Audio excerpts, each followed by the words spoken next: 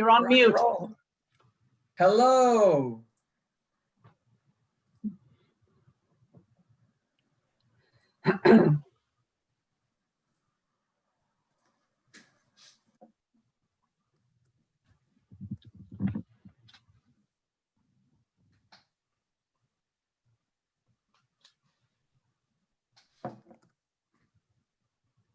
Hello, Dan. Good evening, Chair Bray. How are you? I'm good. How are you doing? I'm hanging in there, doing pretty well, Good. all things That's considered. good. Your bed looks very comfy, all those pillows. Yeah. I'm a married man, so that means there's a lot of pillows in my house. A lot of pillows. I have a lot of pillows too. Much more than if I was a bachelor, but it's all good. You think? Much better than if I was alone. Yeah, my guest room had to become a home office, so it's serving double duty now. Well, I'm in my dining room, so. Dan, Nice. if there's no room to sit, you have too many. What's that? If there's no room to sit, you have too many. Have you seen the commercial about preventing people from turning into their parents? No, which Oh, commercial never is mind. that? I want to say it's Progressive. Oh, they always have good ones. Yeah, I haven't seen that one. Yeah, I've seen it. And I have to say those things to my husband when somebody goes by with a different look. I'm like, it's okay, calm down. Just keep walking. So.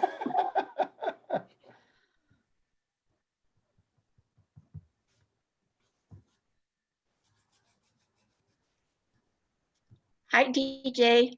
Hey, sister, how you doing? Hey, everybody. I'm good. How are you doing? Hi. I'm doing just well. I have Bible study at 7, so I'll probably, Sister Chair Lady, have to hop on for 6:55. We'll try to talk fast. Thank you so much.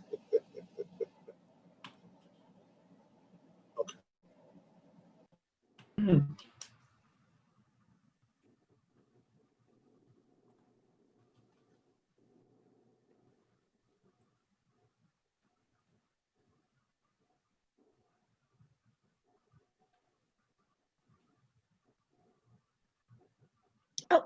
It's 6 o'clock on Wednesday, October 7th. This is the Fresno Planning Commission meeting. Can the secretary please take roll? All right, good evening. All right, Commissioner Hardy, Present, thank you. Commissioner Kreiner,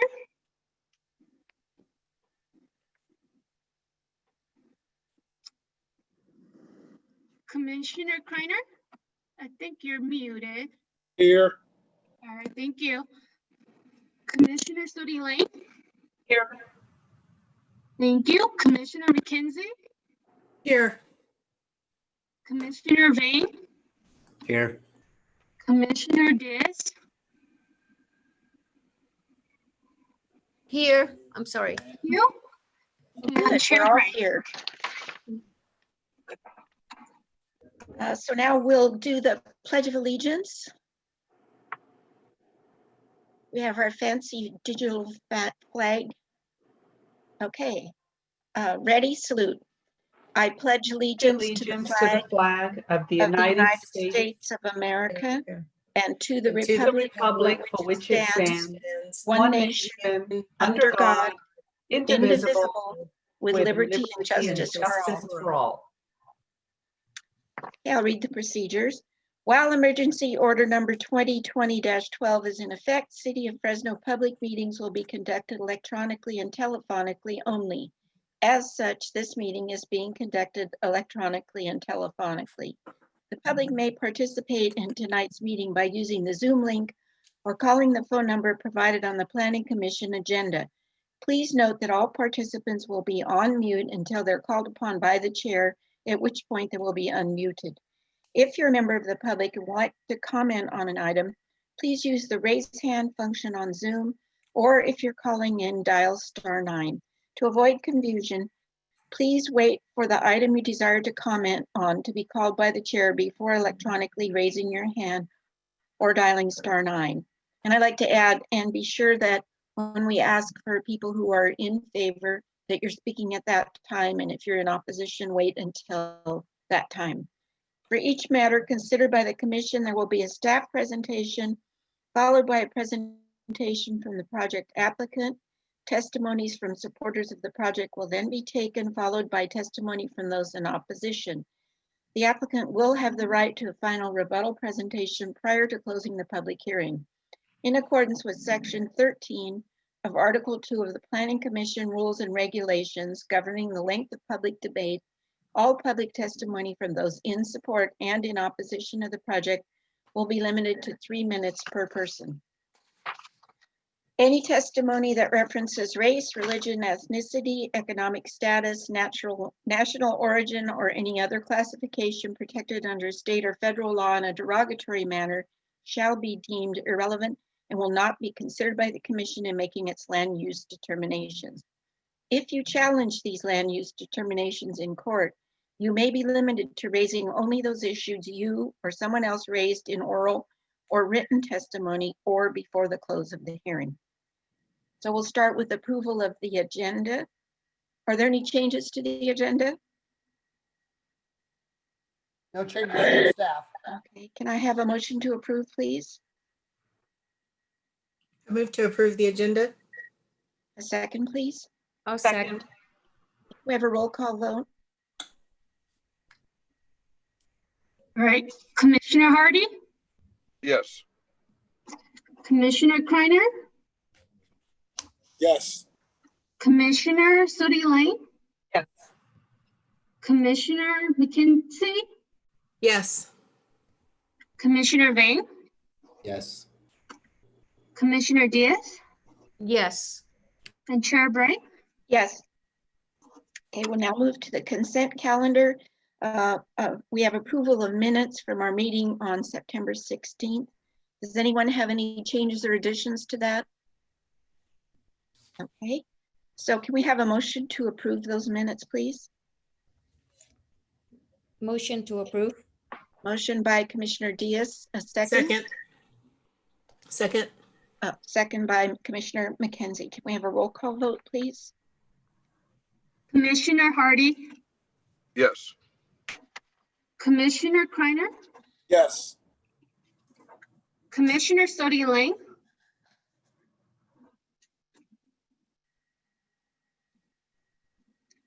Commissioner Sodi Lane, Yes. thank you. Commissioner McKenzie, Yes. Commissioner Vane, Yes. Commissioner Diaz, Yes.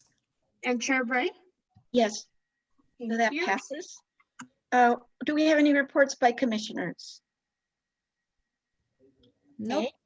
So we have no continued matters this time. So new matters, we'll move on to item A, ID 20-001287, consideration of a conditional use permit and a request to upgrade type 20 alcohol license. We have Chair, the staff present. Yes. this is Brad. I'm going to be recusing off of this item since I own property too close to it. Okay. We'll call you back when we're done with it. Thank you. We have the staff presentation, please. Hello, staff. It's Jose here.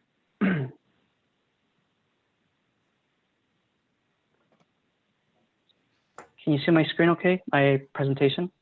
Yes. Okay.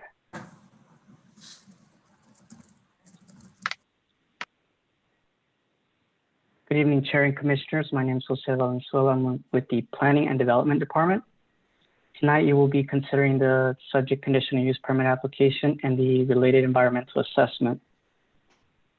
The subject property is located within the City of Fresno's general plan boundary and sphere of influence. The subject property is approximately 1.2 acres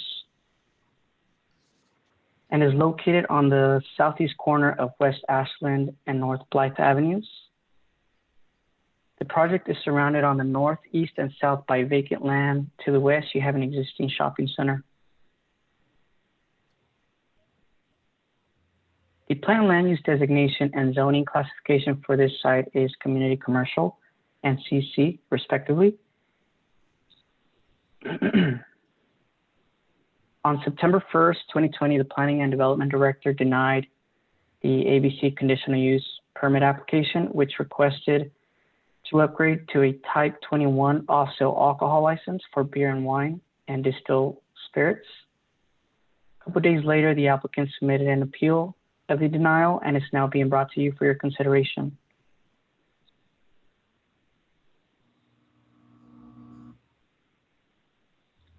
Here you can see the site plan of the existing service station.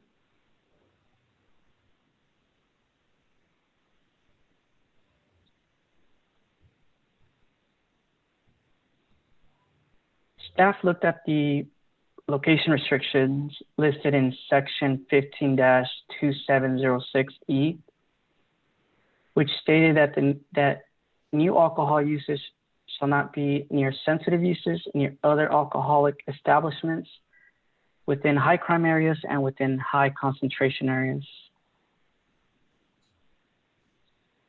The proposed alcohol use did not meet the location restrictions due to its proximity to the existing super liquor store located at 4430 West Ashland Avenue, which is approximately 480 feet away.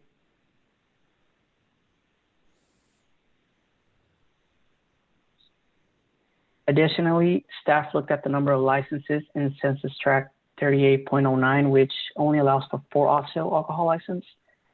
Currently, there are 6 active alcohol licenses, which would mean this census tract is over-concentrated.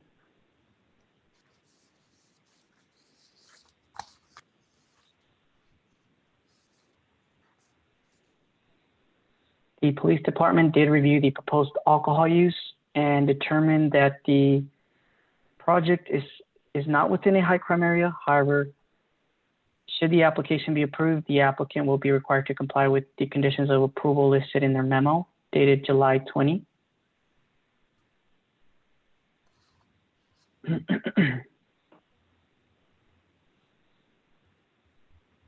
For these reasons, staff could not make the required conditional use permit findings for this alcohol use and are discussed further in staff's report. Public outreach was established via public hearing notice. Staff did receive email correspondence from the applicant and Central Unified School District, which has been provided to you and uploaded to the public record.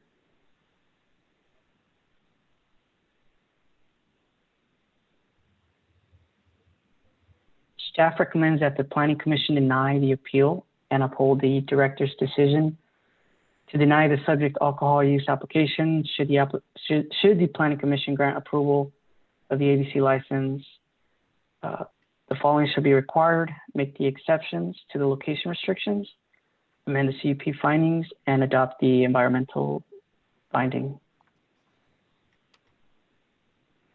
This concludes staff's presentation, and I'm available for any questions. Thank you. Jose, I have one. When you showed us the other licenses, super liquor was there, and I know there's 6 in that census tract. How many of those 6 are beer and wine only versus having a distilled liquor?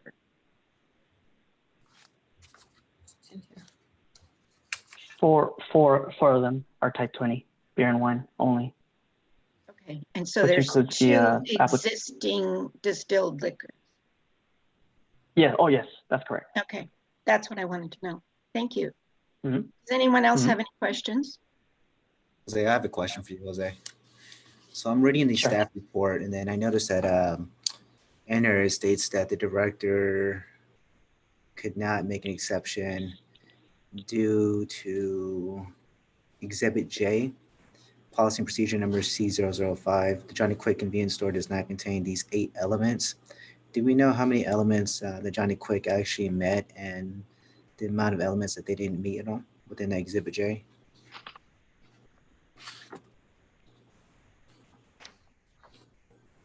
One second, I'm pulling that Exhibit J out.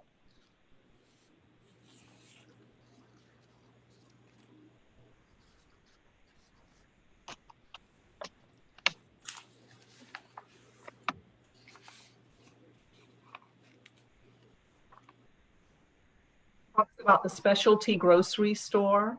Correct. Right. Right.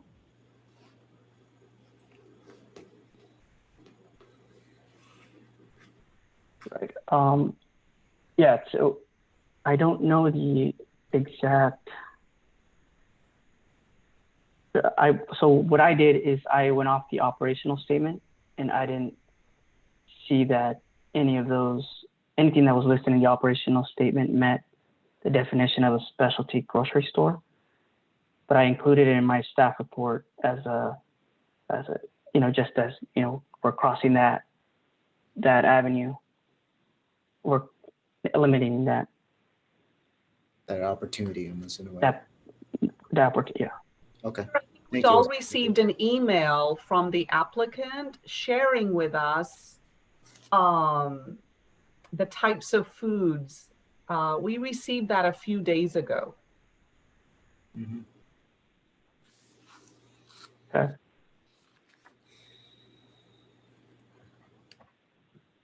I have some questions. Peter, are you good? I'm good. Go ahead. Okay. So, Jose, so this is not a new application. It's an application for an upgrade. He's one of the existing type 20s, right?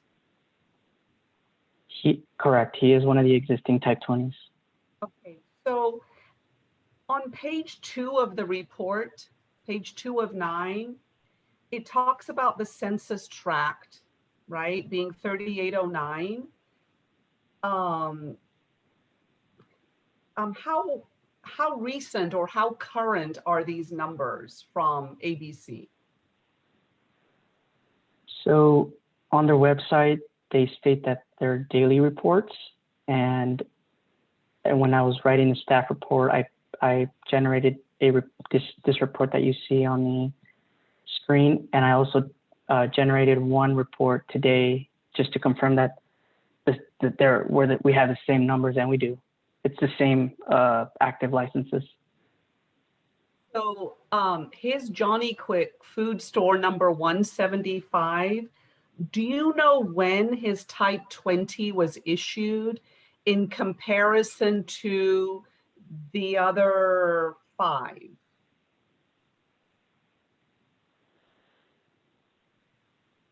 So this applicant received approval in 1999, both for the development and the alcohol use.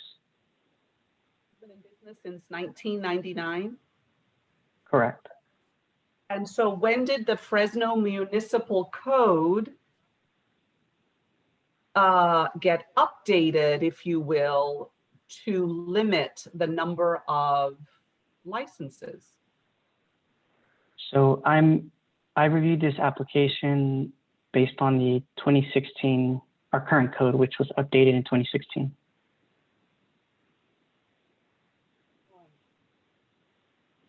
I noticed on all the maps, there seems to be a lot of vacant land, right? I think I'll go to exhibit, D. So, and I think somewhere in the back, it talked about to the north is general commercial. To the south and east is community commercial. And then to the west is general retail or general commercial. Could you please define for us what community commercial means? To the south and the east. Sure. One moment.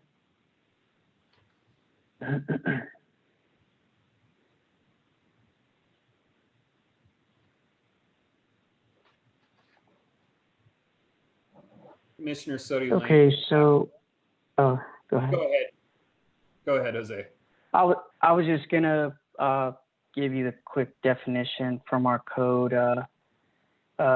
Community commercial is more of a small scale zoning designation. Primarily serve local needs such as convenience shopping, offices, medium scale retail, supermarkets, drugstores, etc. Commercial general, it's more of a, I'm sorry, commercial. Yes, commercial general. It's a little bit more intense for higher traffic. Wholesale businesses. Other larger scale retail and wholesale operators.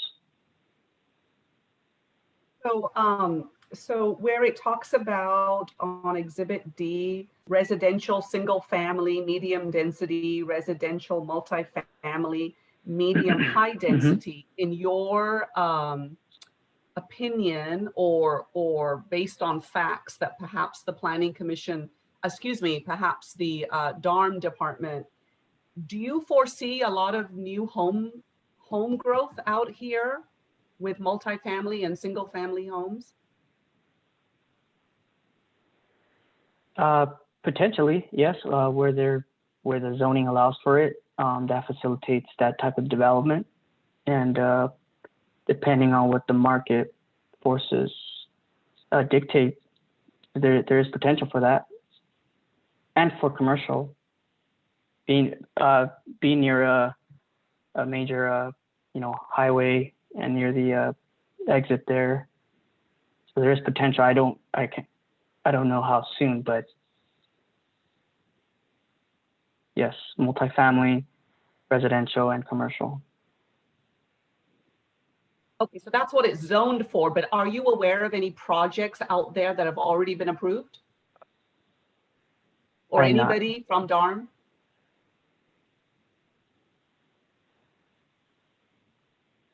No, Commissioner Sodi Lane, I'm not of the understanding that we have any current projects in process for those vacant parcels zoned residential. Okay.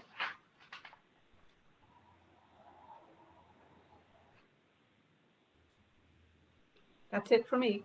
Okay, does anyone else have any questions or comments for Jose? Okay, so then can we have a presentation from the applicant, please?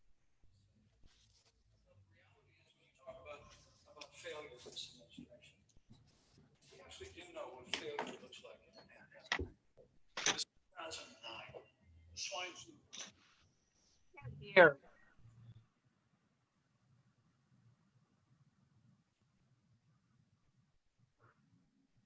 Can you guys hear me? Now we can. Okay, let me see if I can turn on the video.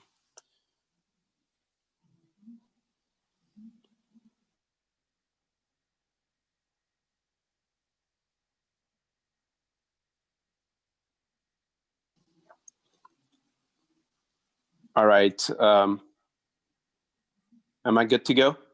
Yes, go ahead. Could you Okay. state your name and address, please? Yes, my name is Rajdeep Singh, and my address is 6859 West Celeste Avenue, Fresno, California, 93723. This particular upgrade, this particular location, we've been running this location since 2007. As you know, that this was developed in 1999, but we've been running it continuously since 2007. As my letter stated, it's the type 20 license. We are operational. We, at this particular location, is a one-stop shop. We provide a bunch of different services at this location, from gasoline, Johnny Quick, Poda Subs, Bobby Salazar's, ATM, we accept TBT, ADA compliance. It's a pretty neat, open, easy in and out site for that neighborhood. If we consider our sales, we are about 3.5% in our alcoholic sales. And with this upgrade, we believe that we'll probably be close to 5%. We consider ourselves good operators. Since 2007, inside the store, if we only consider inside the store space, we probably have about 9%. But if we consider our overall overall area with the restaurants and the fuel and car wash area, we're about 3% total area where we provide the inside the cooler doors, the sales for the alcohol. And this is not something new that we're trying to do this to get our license upgrade, but we've been operating like this since 2007. I don't want to repeat the same thing what I put in my application. I think the biggest issue we have over here that it is the oversaturated area. But my comment to that is that we are not bringing in a new license. We are upgrading the existing one. And as I stated in my letter, that this would be the first license, especially when it coming out here during when the city council is considering to eliminate Fresno licenses. This would be the first license that we will eliminate. This will be removed out of Fresno area or canceled or whatever the options are there. We will upgrade our license and we will remove the existing type 20 out of service out of Fresno. I would like to say that, I kind of like lost my chain of thought here, that we are responsible operators. We meet and exceed Chevron and Johnny Quick standards. Similarly, we follow all the state codes. We've been following all the city codes and requirements, which takes quite a bit. We never advertise for any cheap beer or any cigarettes in our store at our facility since 2007. You will not see banners or signs. We operate a pretty high quality store there. And we are willing to do that in future too, because that's just the style of our business. I believe that our clientele expect the higher standard of service from us. We keep our facility pretty well maintained, from landscaping to maintenance. Our building, our facility is well lit at night. We keep, if there is any homeless situation and stuff, we take it on our own and we remove if there is any encampment and stuff. We don't call the city, we do it on our own. And recently when the Caltrans pushed those people out of the freeway areas and they tried to camp around our property, we had to take action and we spend the money, we clean it up, and we push those out. We're responsible operators. I understand the city measures what they're trying to do, and there is a lot of pressure on the city officials not to approve this. But I believe that if Planning Commission grant us this upgrade, one thing is that we will be removing that particular license out of the service. That's one number decreasing, because both of my licenses are City of Fresno licenses.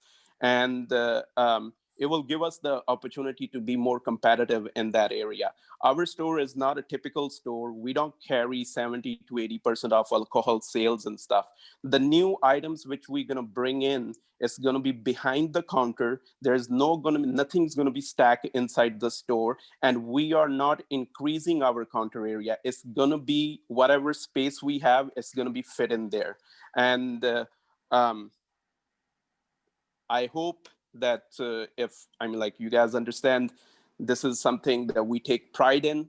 Our stores are not rundown stores. We keep up with it. It takes a lot of money. It takes a lot of effort to do it. And especially when you have the bad players out there we're trying to compete with, it takes a lot of resources. Our stores are usually, because we offer so many services, are 2 to 3 people help at any given time. And due to that, and the well-lit stores, we usually don't have any bad elements hanging around our property. We keep it pretty clean. We run it to the city standards. Actually, I would say that we're uplift our neighbors. Just as one of the commissioner was asking that what's going to be coming around in the surrounding areas. I'm not sure about this location, but at my other location, which is like about a mile down the street, we have a preschool coming right next to us. And that's just because they know that we're a good operator and there's no bad elements hanging around our property, and we upkeep our property, that we attract preschool right in our neighborhood. So we take pride in what we do, and I hope that this commission will see that and grant us this upgrade. Sales wise, we're going to be about 3.5%. The space wise, we're probably going to be around 4% of our total space, which will be provided to the alcohol beverages sales. So let me know if you guys have any questions, and I request the commission to please grant me this upgrade so we can be competitive in that area. Thank you. Do any commissioners have questions for the applicant? Okay, then we will go out to the public. Chair Bray, Oh, yes, I'm sorry. I just have a question for staff, just for my own edification. Jose, just can you confirm that this is an existing location and an existing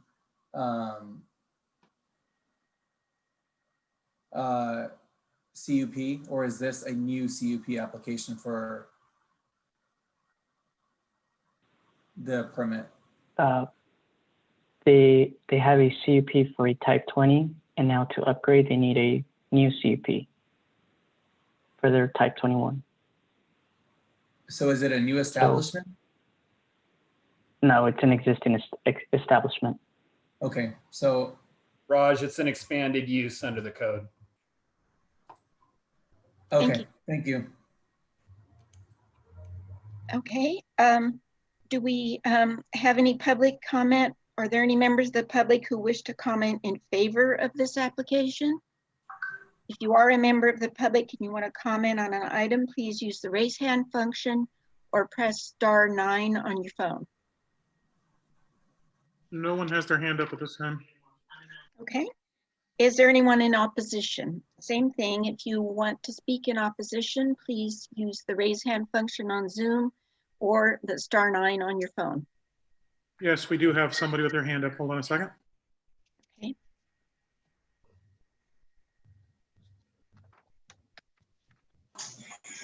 Good evening, commissioners. My name is Dennis Randall. I live at 4514 West Ashland, Fresno, California, 93722. Is everyone hearing me clearly? Thank you. I am an opposed. Let me first start with, I commend Mr. Singh for how they do run their Chevron. It is an exceptional gas station. I myself Are we able to get personally. that person connected, Gavin? They're talking, Kathy. Is Go ahead, everyone Dennis. hearing them? I'm not hearing them. You're I also can hear him. frozen, Kathy.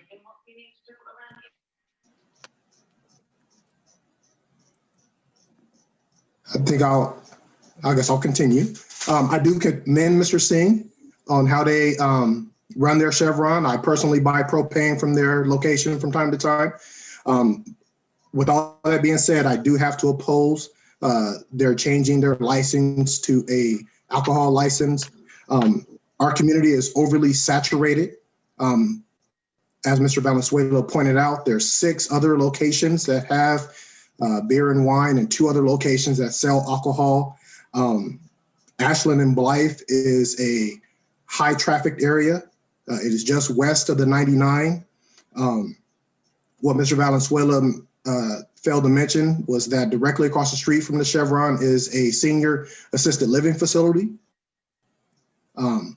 There's also maybe 6 to 7 blocks that the Chevron is located from a elementary school. Right. Although Gavin, it can you hear sounded me like now? he said we have. Kathy, yes, interrupting the person who's talking. You're still frozen, though. Oh, now we see you. Yeah, I'm on my phone She now. reconnected. Go Perfect. ahead, Dennis. Sorry about that. No worries. Thank you. Thank you. Yeah, this is a high traffic area west of the 99 on Ashland and Blythe. There's a lot of accidents that take place in this area. Although I believe Mr. Singh when he says they do run a exceptional location. My concern is when people leave his location with the alcohol. We also have a high concentration of homelessness in our area, given that we're in such close proximity to the freeway. As he mentioned, Caltrans ran homelessness out of the freeway area and they immediately migrated towards the Chevron. panhandling is prevalent in this area. And when those panhandlers do get money from people, they're going to go to that Chevron and they're going to purchase their alcohol. The same thing they do at Super Liquor, which already has a high concentration of, unfortunately, unsavory people who hang out in that area when I try to walk my dog in the neighborhood. Just recently on Ashland and Miter, we had a car drive through the wrought iron fence of my neighbor on the corner and almost parked in his living room. So it is definitely a concern to have another alcohol license be issued in our neighborhood that is already overly saturated.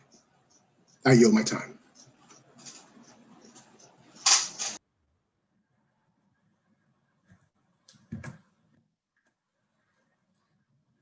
Okay, at this time, there's no other hands up.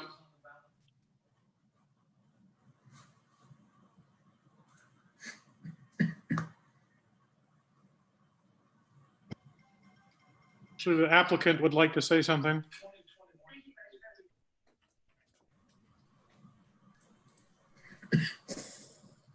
I would just like to, can you guys hear me? I would just like to say some of the concerns of the neighbors are very valid, but I will assure you that as of right now, we do not carry any of the high alcohol, what they call the malt drinks. We know our clientele and we know what we want to attract. We do not serve any of the cheap stuff to, we do not offer that.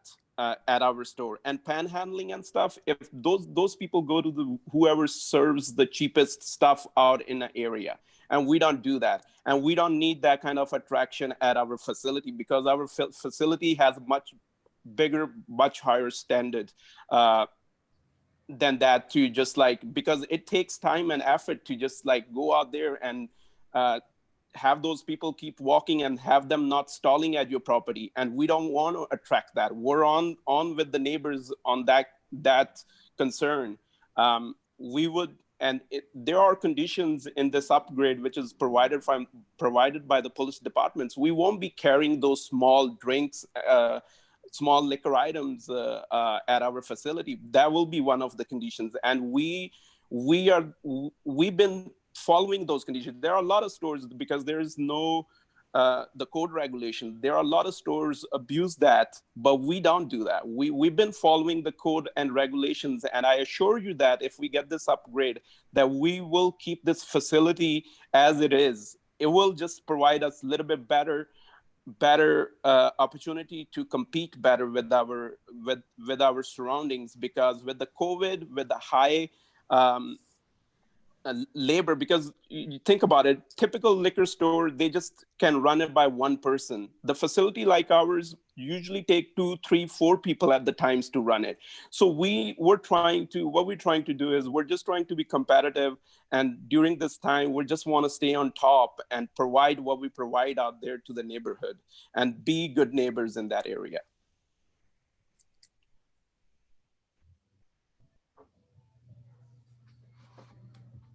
There are no other hands up.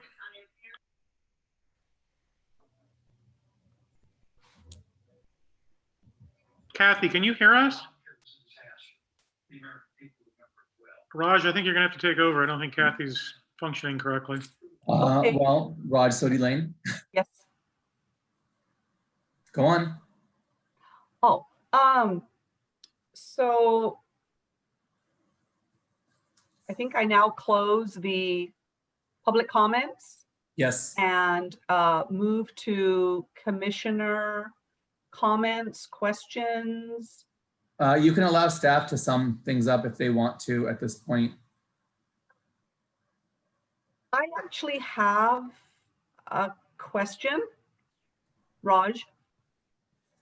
So page 4 of 9 of the report that we received talks about the exception from location restrictions. And it talks about the Fresno Municipal Code section is a new establishment. However, we all know and recognize that this is an upgrade from a 20 to a 21. So if I can talk about A, B, and C with the fellow commissioners and have some dialogue. So he's been there 13 years.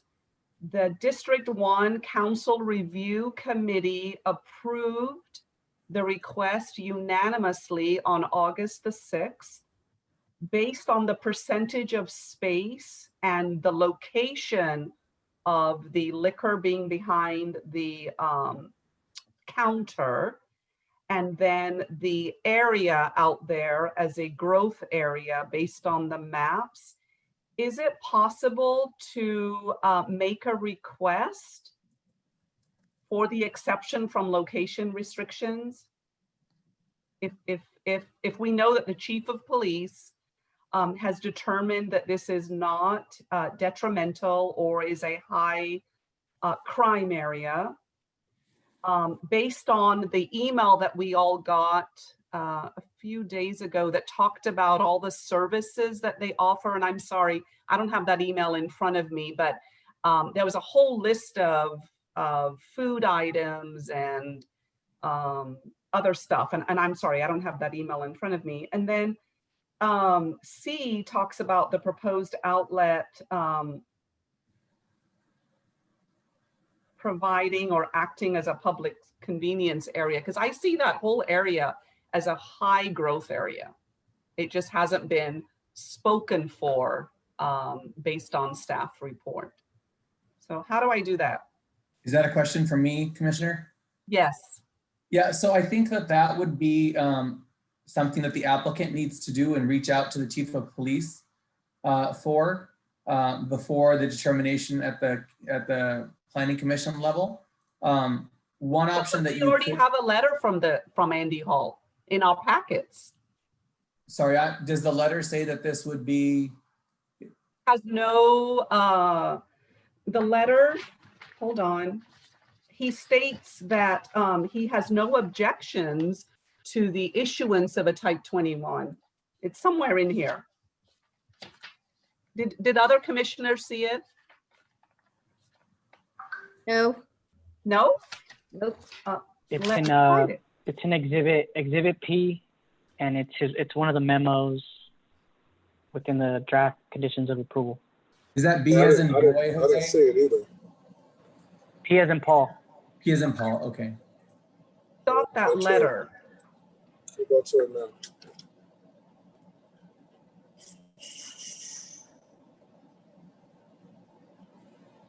Do you know what page on exhibit P as in Paul we're looking at? It's after the draft. PDF page 5.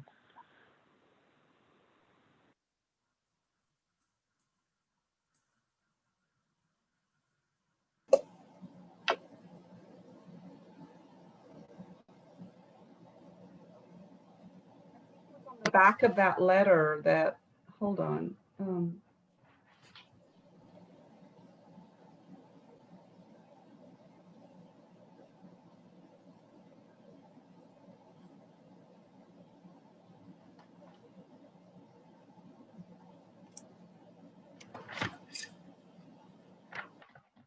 So just to be clear, Commissioner, this letter states in its first paragraph that the Fresno Police Department's primary concern with the application is the propensity of the premises to generate calls for police service and therefore be detrimental to the public welfare. And then it goes on in paragraph 4 of page 2 of that letter to talk about the police department is not in opposition. So just to answer your question, I think that in order to meet the threshold stated in the FMC, which is the proposed use is not located within an area in which the chief of police has determined based upon quantifiable information that the proposed use A would be detrimental to the public health, safety, and or welfare of persons located in the area, or B would increase the severity of existing law enforcement or public nuisance problems in the area. I've not seen one of these letters. Will, has this letter, or Dan, Has one of these letters ever been provided to the Planning Commission?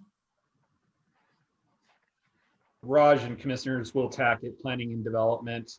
No, I don't believe that we've seen a letter from the Fresno Chief of Police, which is directed specifically respective to that finding.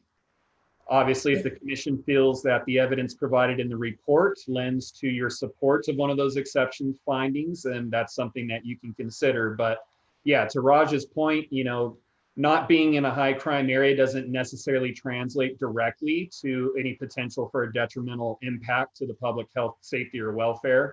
And we have somewhat of competing statements within traffic's comments. One, that there is a concern over the propensity to generate calls for police service and be detrimental. And yet they are also saying that they're not necessarily in opposition if the following conditions are applied. So I found what I was referring to, Raj, the attorney. Page 3 of 9. It's confusing, isn't it? Yeah, I'm sorry. That's where I picked that up. The Fresno Police Department, Northwest Policing District reviewed the subject application and was not in opposition to the issuance of a state of California ABC 21. And it gives you some numbers about what the average criminal offenses are of 453, and they experienced 153, which is below the average. So I just wanted to. Yeah, going back to your point, I think Will did point it out. If you feel that this is sufficient, the exception can be made as long as you feel that the findings can be made. And can you please note I'm back? Hey, welcome back. Welcome back. Where are we? I was talking about page 4 of 9, where it gives us guidelines about the exception from location restrictions. Mm-hmm. And I was just asking for guidance from city attorney on how we work through that. Because I should let the other commissioners ask their questions. Do other commissioners have comments or questions?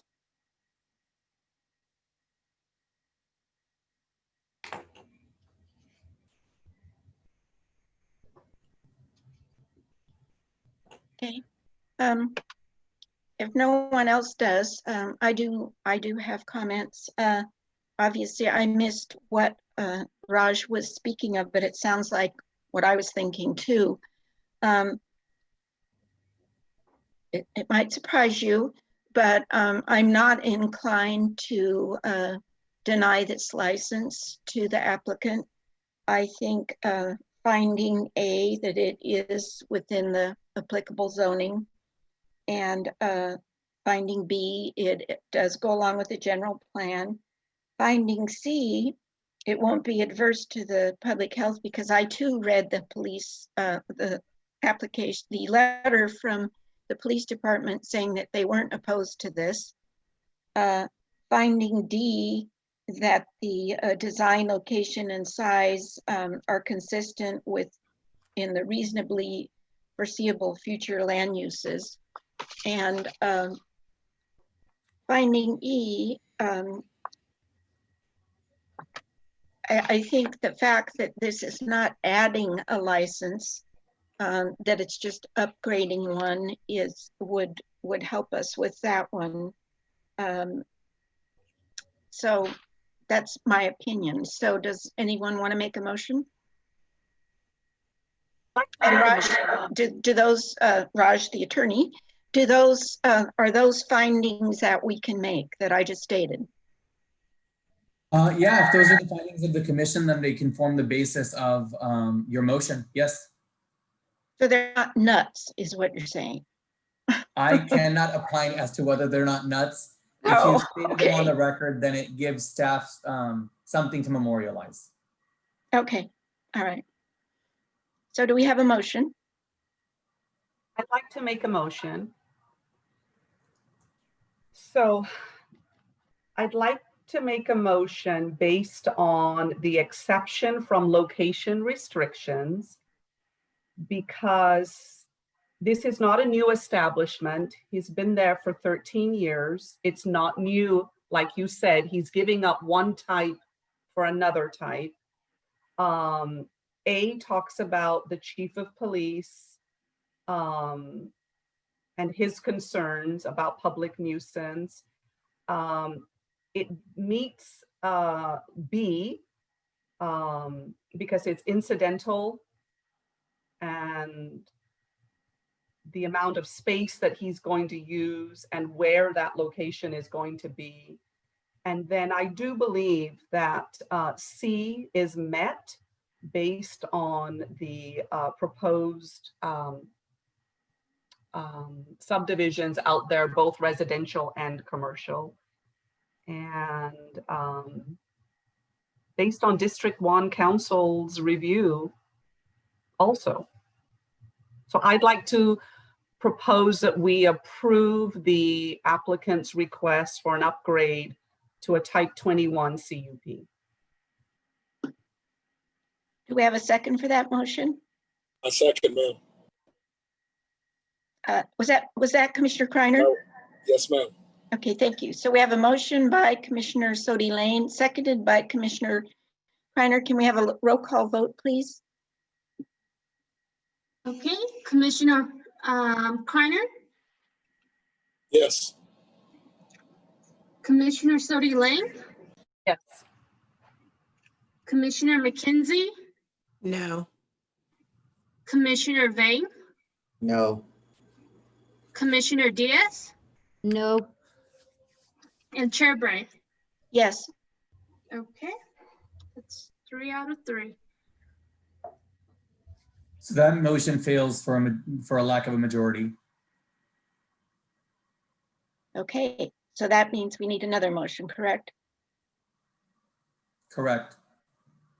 And if no motion is made, the item would not be approved for a lack of a motion. So I will make a motion. I actually agree with the findings. I see that the establishment's currently not in compliance with the municipal code. And I think the exception for the location restrictions apply to a new establishment, which this is not.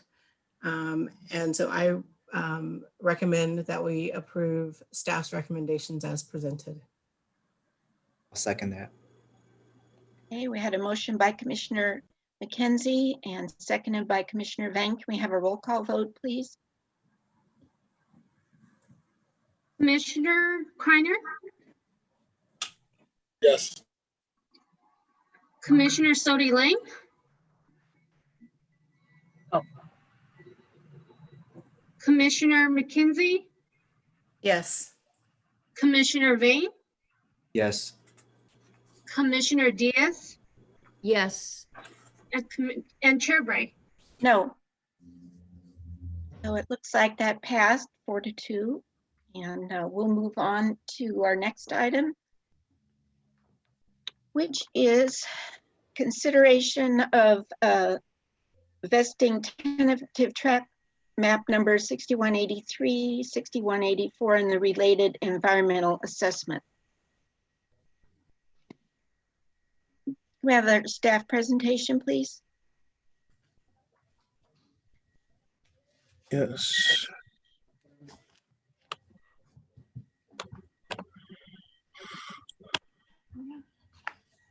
Okay, can everyone hear me just fine?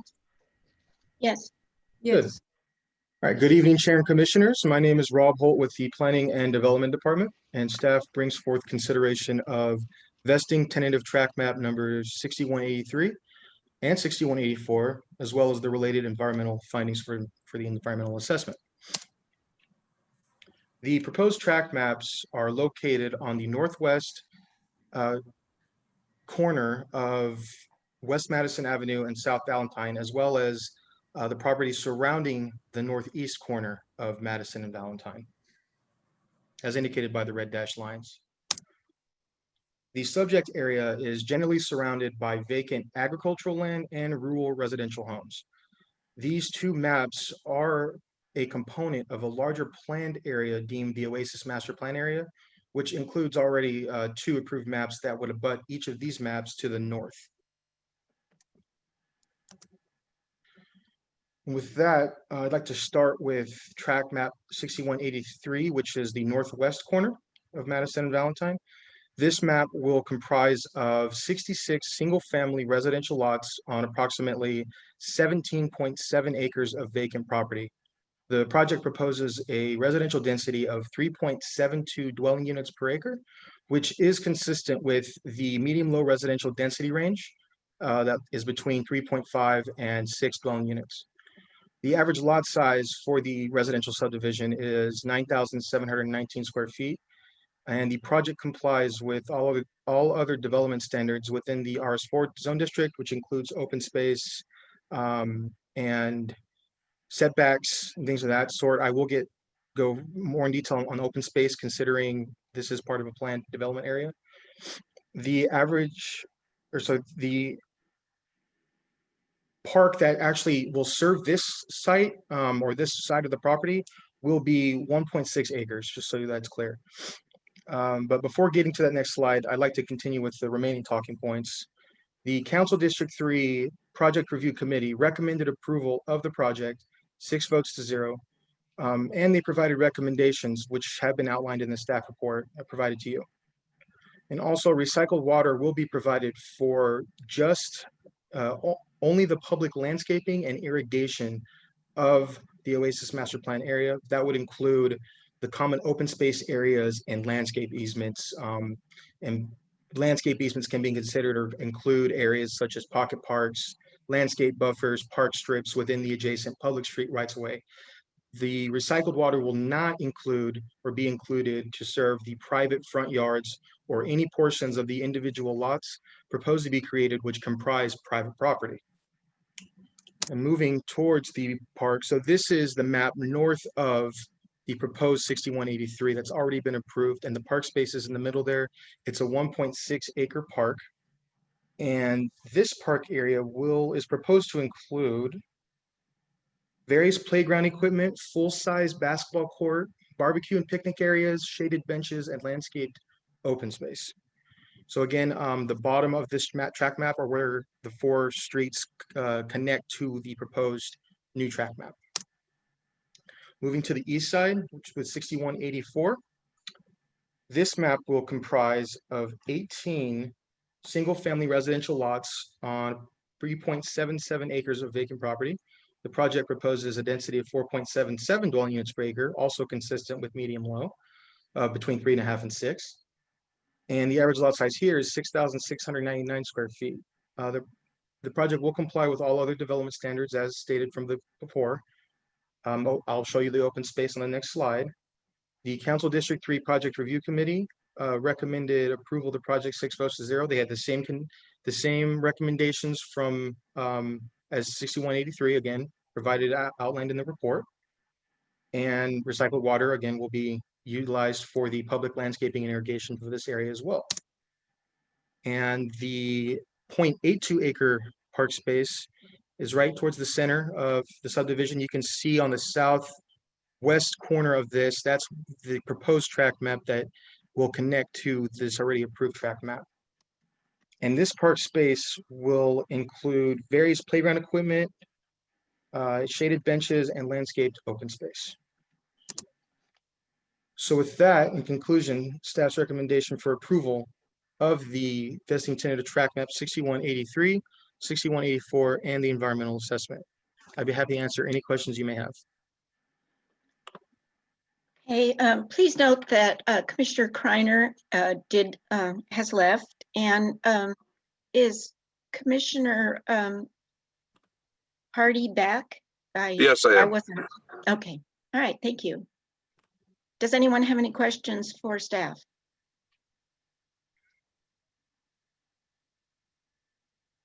Okay. So we'll go on to the applicant's presentation. And Gavin, that would be Precision is the applicant.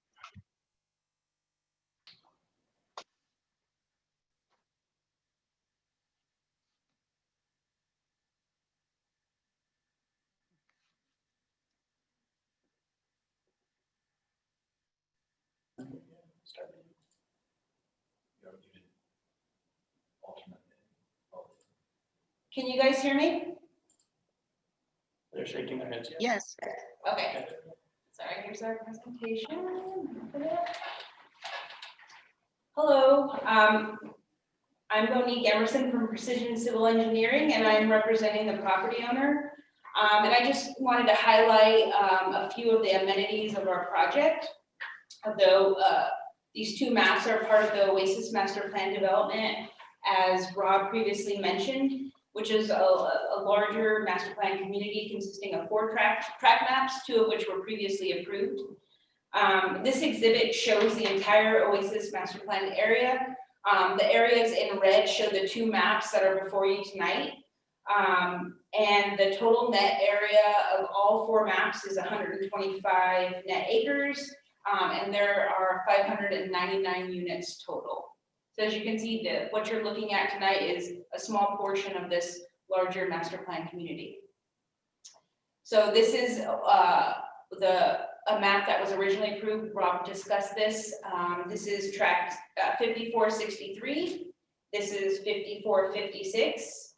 This is the map for lots 6183, and this is 6184.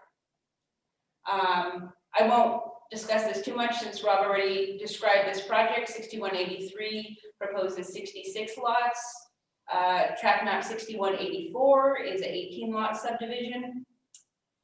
I want to talk a little bit about the amenities that are proposed in the overall master plan development. So Oasis Master Plan Community will provide 2 parks, as Rob previously mentioned, and they're highlighted here on this exhibit. And there we have the required park calculation. So this site is providing the overall master plan community is providing 2.4 acres between the 2 park sites.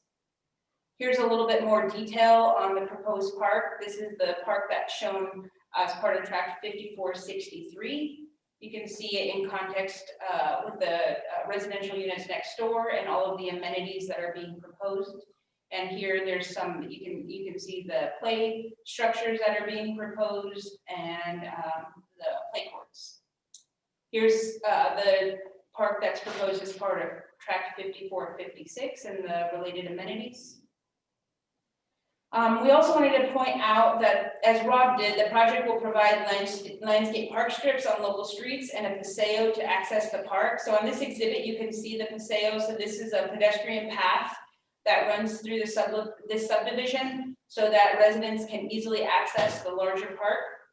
And also the park strip, it's a little bit difficult to see on this exhibit here, but it's this 6 feet of enhanced landscape area. So there's going to be 6 feet of landscaping between the sidewalk and the street.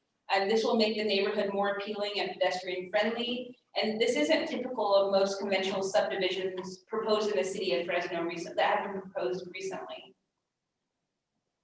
Our project provides a diversity of housing types. So as you can see, these 3 areas represent the different lot sizes. So the area in red, those lots are around 5,000 square feet. The area in purple, those are the lots, they range in size from 8,000 to actually around 7,000 to 12,000 square feet. And then the area in green, the typical lot size is about 6,000 square feet. So we just want to point out that there isn't just one type of housing type that's being proposed here. It's going to be starter homes to more to larger lots. And that concludes my presentation, and we're here to answer any questions if you guys have any. Thank you, Boni. Do any commissioners have questions for the applicant?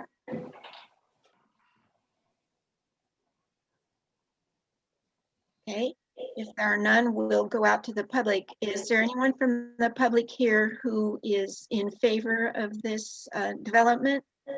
If so, use the raise hand function on Zoom or dial star 9 on your phone. Got Bob Mitchell is raising his hand. Okay, Mr. Mitchell.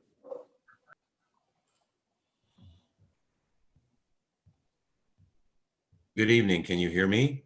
Yes. I had some questions. One, I did not get the number of lots in 6184, and I wonder how many starter homes are in the project area.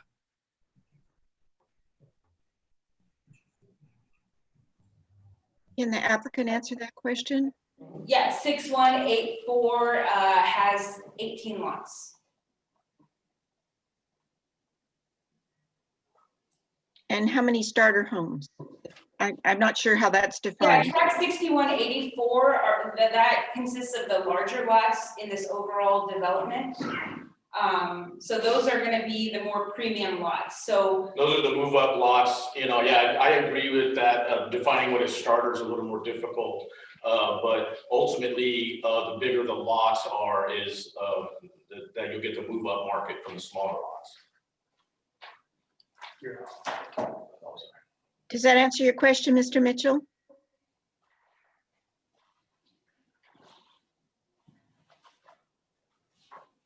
So there are starter homes, something that would be thought of more as a starter home, that would be part of tract map 5463, which was previously approved. Those, there are 5,000 square foot lots as part of that subdivision. And then 5456 has lots that are about 6,000 square feet. They range in size, but they're a little bit smaller. Next, I've got Carla Kirk.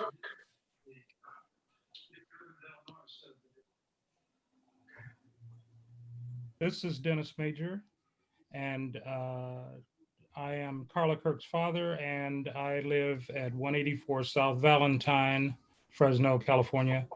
I have a couple of questions. Number one, you're saying that which subdivision is it that has the smaller lots?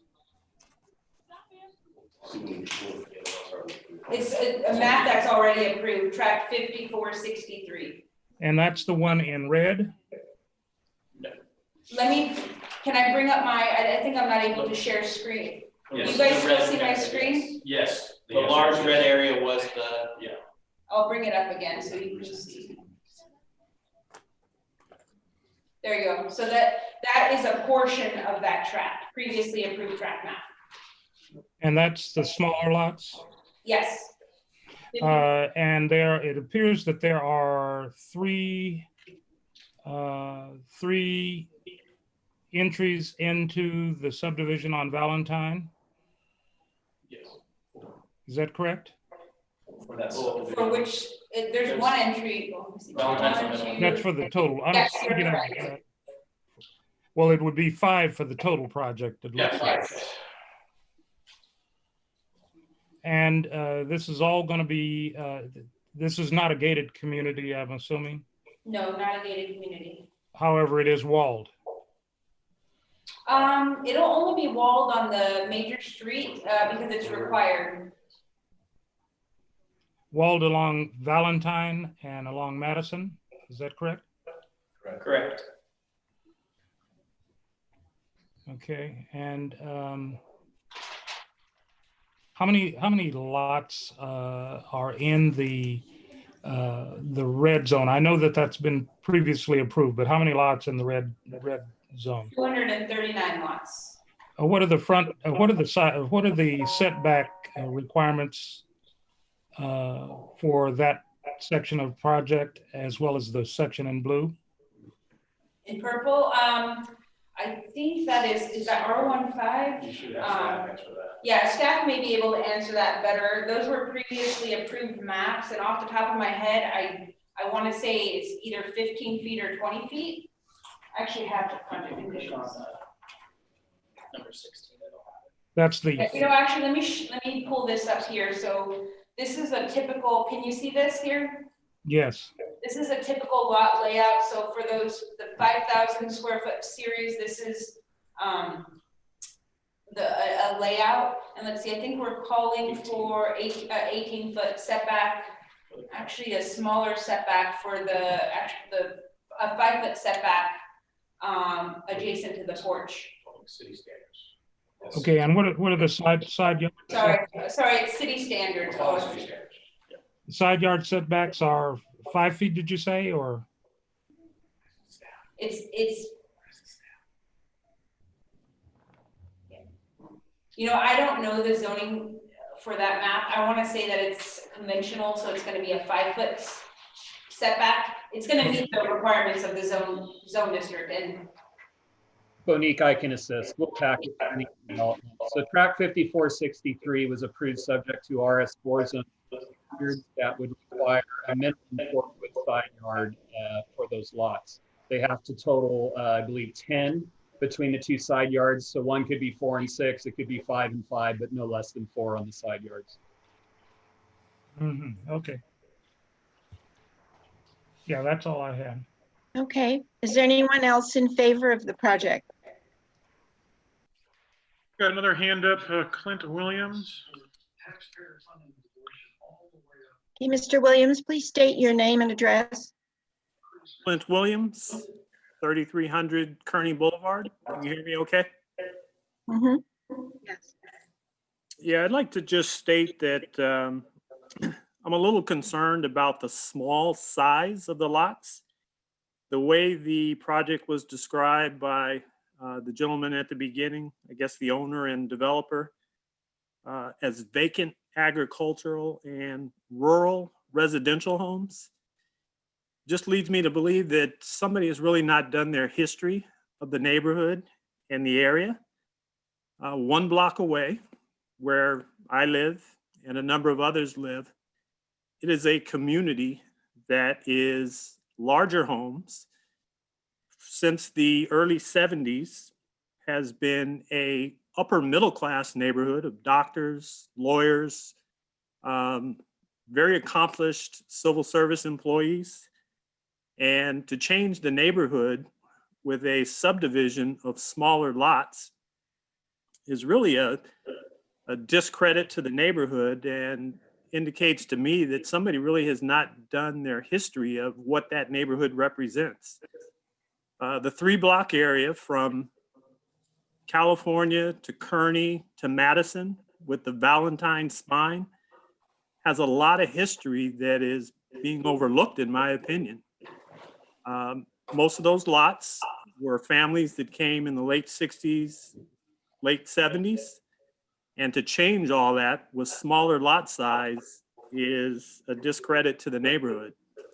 So I would like the developer and the owner to consider larger lot size to complement the neighborhood that is already there.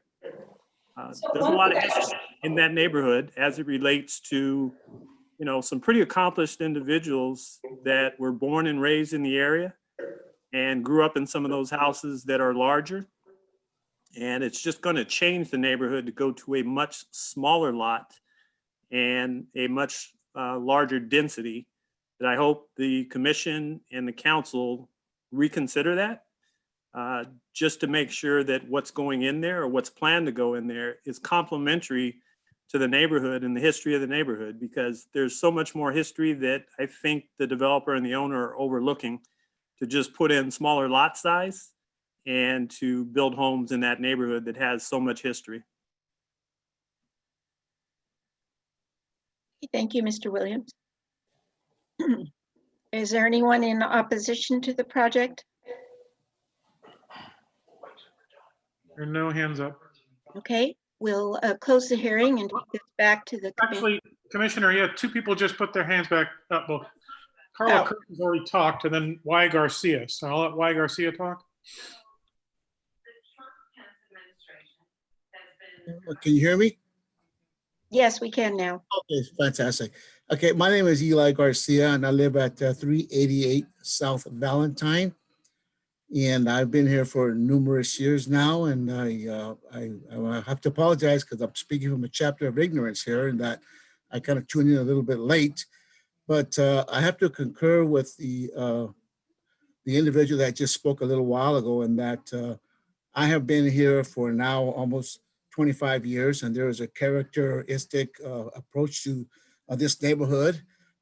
We do have acre lots, and my concern is the density with these proposed lots, in that I will be like the big fish in a small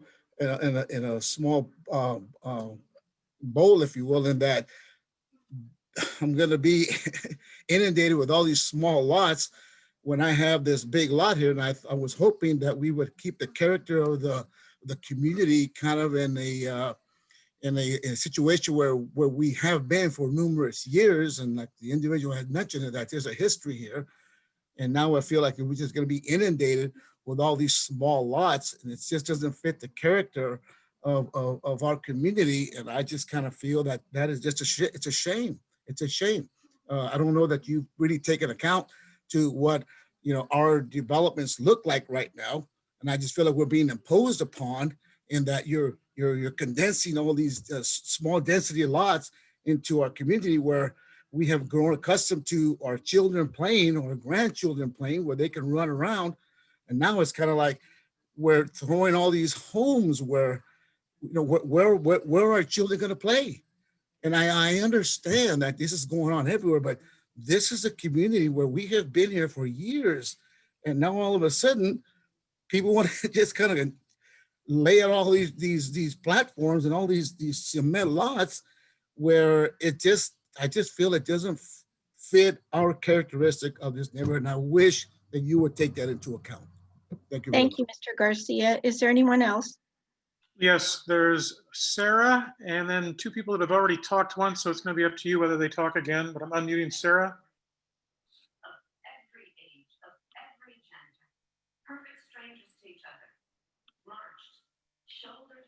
You're gonna have to say this is my wife. My wife put her. Hey, Sarah, you're talking. All right, do you guys hear me? Yes. Yes. Okay, perfect. I got a few questions. My name is Martin V. Vinci, and I live at 3515 West Madison Avenue.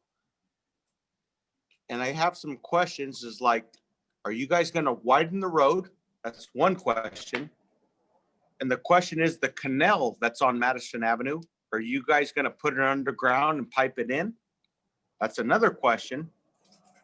And so I want you guys to go from there. What are we gonna do with that situation? Is staff able to answer that question?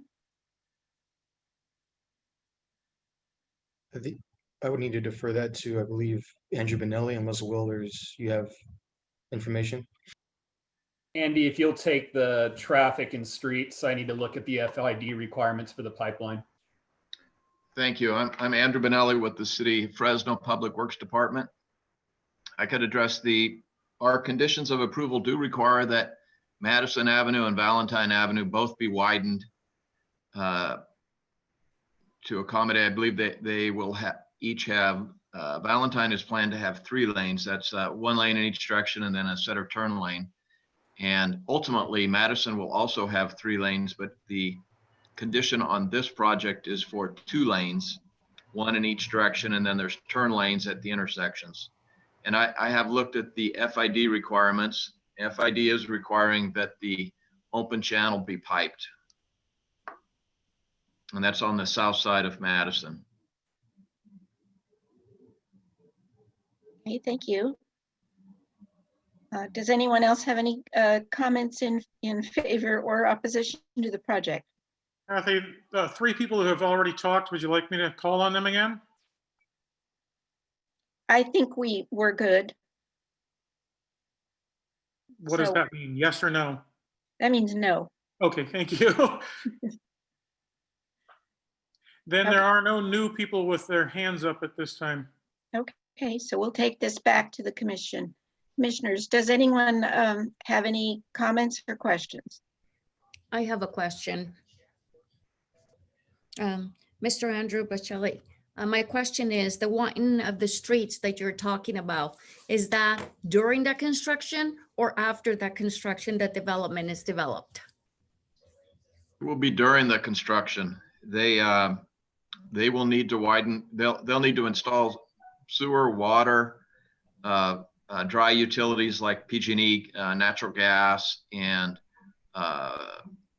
Comcast cable. All those utilities have to go in the streets. So that work will be done in conjunction. They may have some model homes completed before the street is widened, but they will be widening the streets as they build the homes. Thank you. Do any other commissioners have a comment or a question? Okay, I have a question. Kathy, I have a I'm sorry. question for the applicant really quickly. So I just wanted to confirm, I know that the affordable housing is not a requirement. Are there plans to make any of the sections affordable housing whatsoever? Can you hear us? Yes. Yeah. Yeah, so we don't have any plans to have a mandated minimum amount of affordability. We believe, obviously, in the areas of the project with the smaller lots, that's going to give you the ability to get folks in there, right? So to get diversity in housing type, but we didn't set a minimum, no. Okay. Thank you. Thank you. Kathy, I had a quick question for Yes. the applicant.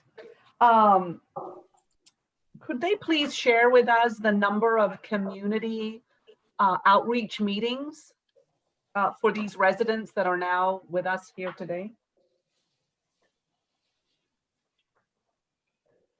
So per the code, there isn't a requirement to hold a community meeting, but we did attend the community meeting, the council district 3 committee meeting, and responded to, and at that meeting, there were not just the committee members, but also members of the public who spoke, and we did take their comments into consideration when in moving forward. So we did attend that and responded to questions. Certainly having a public outreach meeting, I mean, not that we're not interested in public outreach, we just found the complexity of it to be a bit overwhelming. And then also at Uncle with Precision, under former Councilman Baines, there was a number of, I think, meetings with individuals and things that discussed this project and what was going to be happening moving forward. I have a question. From those community meetings, do we know how many of those people that attended and actually spoke actually lived in the area of the proposed development? The folks at the committee meeting said there were several people who spoke, and they all indicated they did live in the area.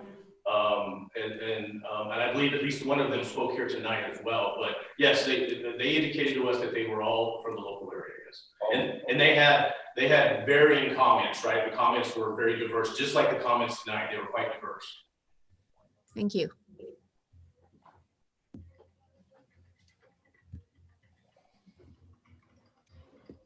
Okay. Any other questions? Can we have a motion, please?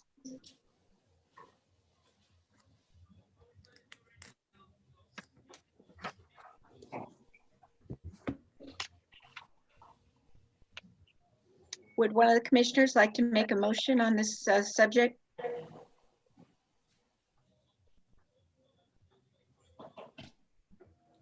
I'll go ahead and put a motion on the table. I'll go ahead and let's make a motion to approve staff's recommendations. Second. Thank you. We have a second, please. Second. Okay, we have a motion by Commissioner Vang, seconded by Commissioner McKenzie. We have a roll call vote, please. Commissioner Hardy?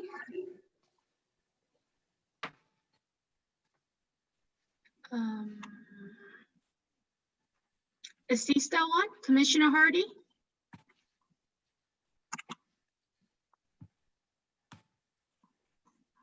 Okay, I don't see him there anymore, so we'll move on to Commissioner Sodi Lane. Yes. Commissioner McKenzie? Yes. Commissioner Vang? Yes. Commissioner Diaz? Yes. And Chair Bray? Yes. Okay, that passes. Do we have a report by the secretary today? Thank you, staff. Thank you. Thank you very much. Welcome. And thank you, staff, for all the work you've done on both of these items. Thank you. Have a good night. No report from staff, Chair Bray. Okay. And if there are any unscheduled communications, if you're a member of the public and would like to comment, please use the raise hand function on Zoom, or if you're calling in, dial *9. There are two, but I have a feeling I want to talk about the last thing, so hold on a second. Yes, I just wanted to point out that, oh, sorry. You're, there's more than one people on devices sometimes, so that when we were raising our hand again, there was more than one person to talk. We were both sharing a computer for technical reasons. But I'd like to, I'm a little dismayed that that vote was carried before I had a chance to talk. I'd like to ask the question, has this property already been annexed by the city? Chair Bray, commission members, yes, the property is currently annexed and within the city of Fresno. Okay, so I live across the street on Valentine. I live at 184 South Valentine, or 182 South Valentine. And we have no representation to anything that goes on there in reality. We don't have any voting rights to this or anything else, and this has still gone on. Furthermore, I've lived here for 13 or 14 years now, and I have, well, I knew about the orchards going in. I was unaware of any community plan that was going on across the street. I was wondering when all of this happened. The general plan, which applies to the property on west side of Valentine, was adopted in 2014. The Southwest Fresno specific plan, which was is relevant to the property on the east side. Dan, maybe you can help me on that. What, 2018-ish? 2017. So are there any plans to expand the school that's there that's already crowded? We don't dictate school jurisdictions or their intentions to expand. They designate potential sites within growth areas. They set their fees based upon population projections, and then those fees provide for their expansions accordingly. I'm sorry, what population projections were you looking at when you made this plan, being that the only planned community ended up right down the street that nearly failed? It had, you know, properties, you know, in 2008 had properties that had half-built houses for years on them. This is not an area where there's generally this type of planned development that goes in.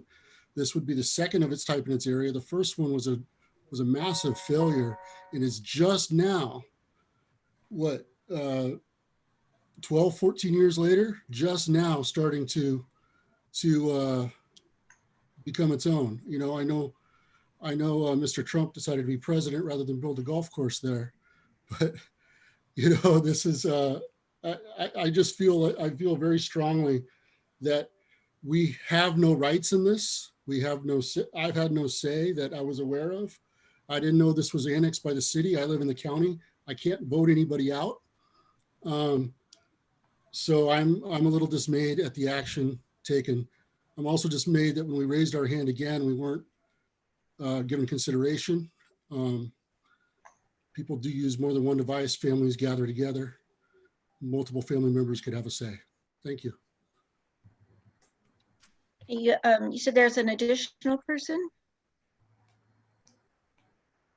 Yes, they've been asked to unmute.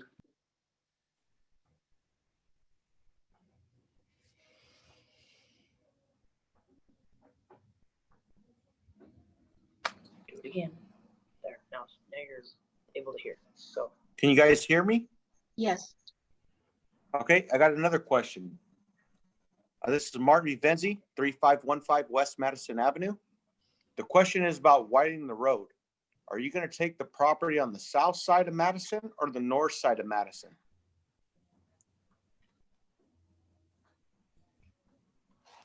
Mr. Benelli, are you able to answer that question?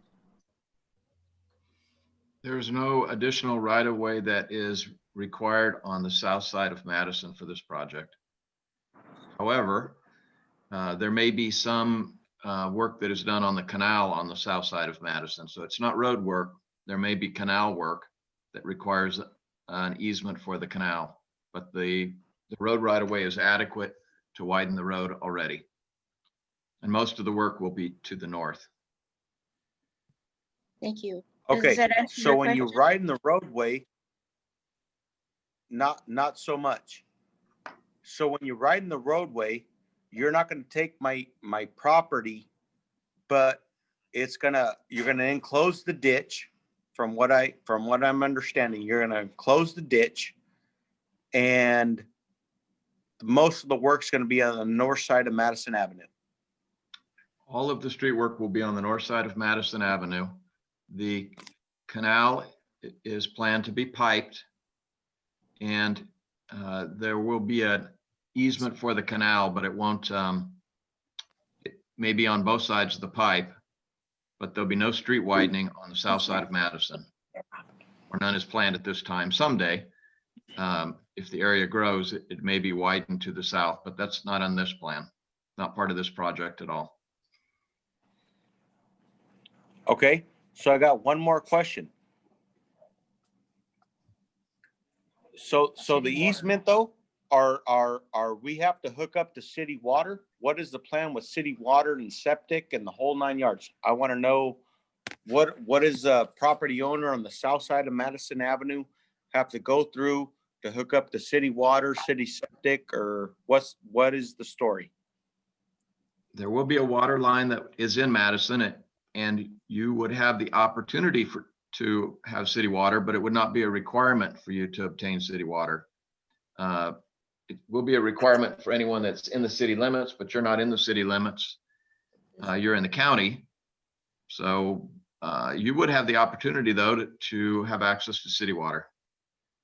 So my question to you is, if my well goes dry and I have to hook up to city water, are you going to punish me for redigging my well, or I could redig my well and everything's fine? You're in the county, so they would make that decision whether your well could be extended deeper or a new well could be installed. The city only controls what's in the city limits. So you're outside the city, you would be able to drill a new well, or it'd be a county decision, not a city decision. May I make a suggestion? It sounds like there's a lot of concern in the neighborhood about some of these things, that some of them may not have anything to do with the development. Would the staff be able to arrange a time to talk to the neighbors about these concerns? Is that something we could do? Certainly. Okay, so I'd like to suggest that. Chair Bray? Yes. I also wanted to suggest that it's also possible if perhaps we could provide the contact information for the appropriate department, and anybody listening can jot it down and then connect with the department directly with any specific questions. Yeah, it sounds like there are a lot of concerns and questions that need to be handled that we may not have the answers to tonight. And I apologize to the two gentlemen that didn't get to speak before. It's just not the same when we're not in person. And if you weren't here before, I was off for a while because my technology wasn't working. So I apologize for that. And we do want you to have the opportunity to have your questions answered. So we can provide you with contact information that the staff can help you with these questions. Someone want to give them that on the chat, or do you want to just tell them? I can provide that. All of the city staff, our emails are our first name and our last name with a period in between at fresno.gov. So if you can see on the screen, you can see the spelling of my name or the spelling of Will Tackett's name or Kevin Gray's name. We're all staff members. You can email any of us or all of us by just, we're at fresno.gov again is our email. So Okay, first name, last name with a period in between. Did the people that are concerned get that?